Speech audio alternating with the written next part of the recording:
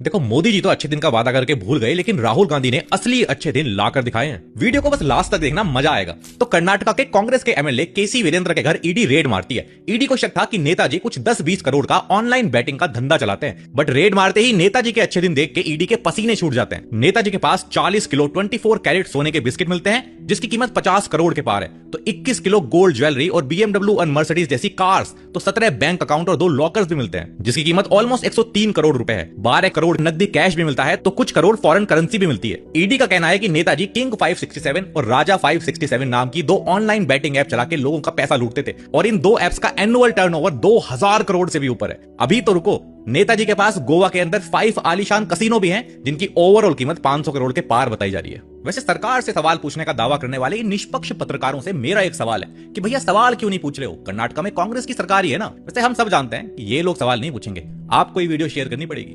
Jai Hind.